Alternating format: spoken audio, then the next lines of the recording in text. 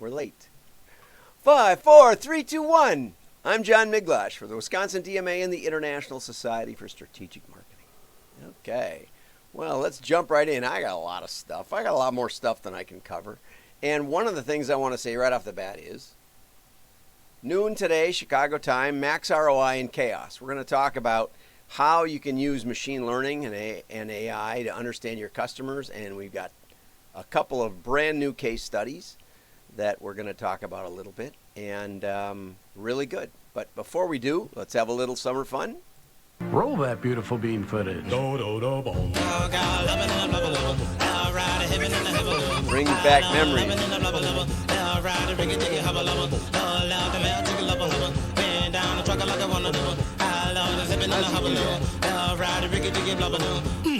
Do that again.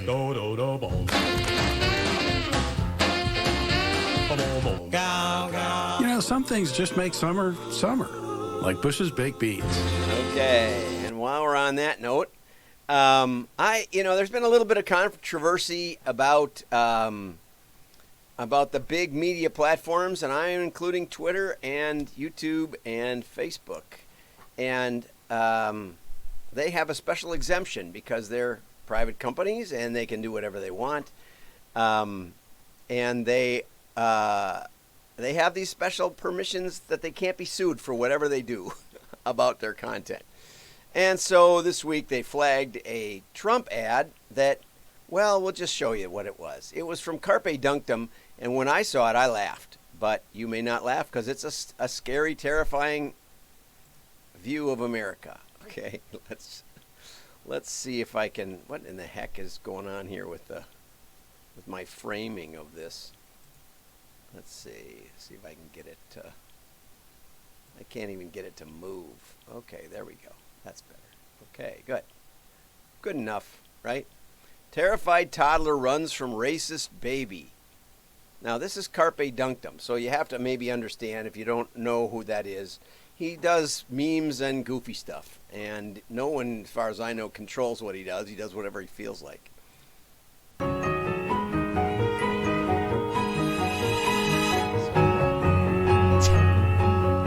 And I mean, that headline is idiotic right off the bat. Right? It makes it look like a terrifying CNN news story. But here's what really happened. And I had seen this before, probably a year old or something. Just taken and adapted it.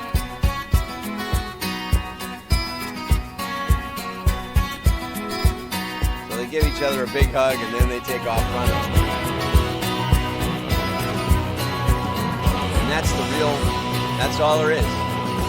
But that's it. Here's the last shot. There they go. Okay, but the point is that with a headline and with editing of a video, and you just show the little black baby running away from the little white baby, you can tell a different story and quite the opposite of the real story. And that's the message of this meme. That's a good message. It's a good message that we have to always question what we're watching. And at least I think it's a good message. You know, I've gone through now 30, 40, almost 40 years of marketing experience, and I can tell you that most demos are fake. You know, there's a lot of fake. And Bill Gates made a career practically of doing demos of software that he claimed he was going to release any minute. And there was no software. It was a screen show where he clicked here and he clicked here and he made it look very impromptu, like he was just working his way through it.